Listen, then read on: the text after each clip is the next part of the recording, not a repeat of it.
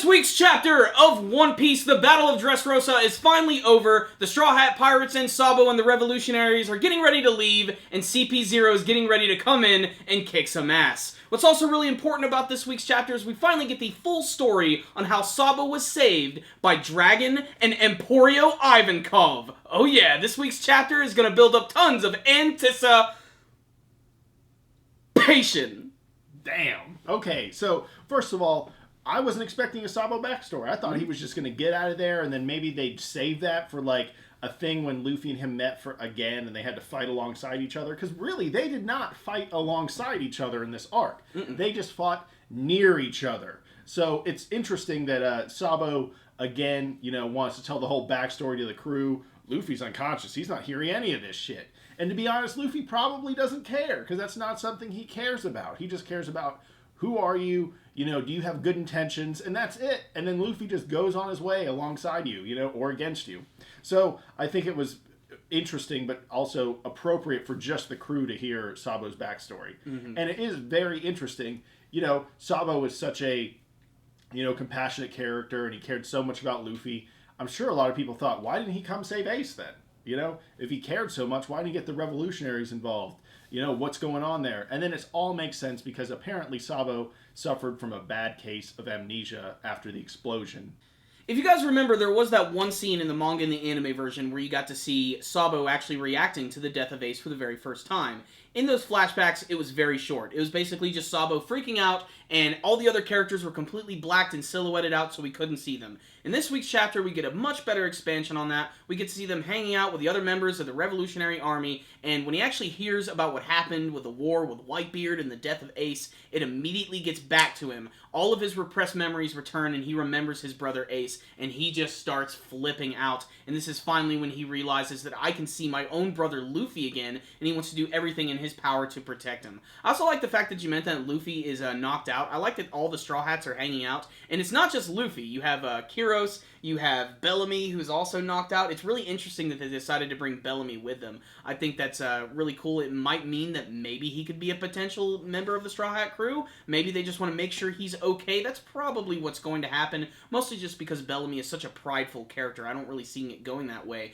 But I think one of my favorite things about this week's chapter is after Sabo ends up telling that story, is just getting to see the reactions of the characters, especially Frankie. I love how in the beginning of the chapter, he's like sort of repairing his eye, kind of like that one scene in the Terminator when he's looking into the sink and like repairing it and all the blood is squirting out, except this is One Piece, so it's not as gory or anything. But he starts crying at the end, and because of that, all of this like electrical wiring and steam starts like coming off of his face. It's a nice little detail that's hard to miss, but I really like it. And again, that's just what Frankie always does when he gets sucked into someone's story. He starts bawling like a little bitch. But even with everything that was shown this week, getting to learn a little bit more about Sabo and his memories, my absolute favorite thing about this chapter is the cover page, which is ridiculous looking. I don't even know what to make of it. It's basically Doflamingo lending his sunglasses to an actual flamingo, and the flamingo is using these puppets kind of like he does, except that the puppets that the flamingo is using is the characters from The Wizard of Oz.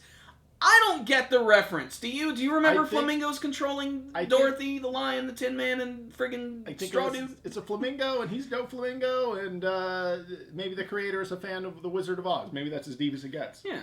Maybe he had too much sake. I don't know. All I know is it was a really, really funny cover, and definitely my favorite thing. But still, this was sort of a nice, chill chapter. Everybody's got a little bit of downtime hanging out at Kiro's house before they go off on their next big journey. I'm surprised that no one's even like, so, I wonder what's going on with Sanji and Nami and Chopper. Like, they're not even bringing them up whatsoever. They're just all relaxing. And this is going to sound really weird, but is it just me? Or did Nico Robin look really, really pretty this week? I didn't catch that, but maybe her art style was better than usual. Yeah, she had like a new look to her, and she looked really damn fine. More so than usual. But still, it's just nice to see all these characters relaxing a little bit before their next adventure. CP0 coming back could be a big deal. They might just be bringing back their 3 members, maybe even more members of CP0. All I know is I liked this chapter, but it was still just a little slow. But there's still some important information, so it's definitely one that any One Piece fan should definitely check out.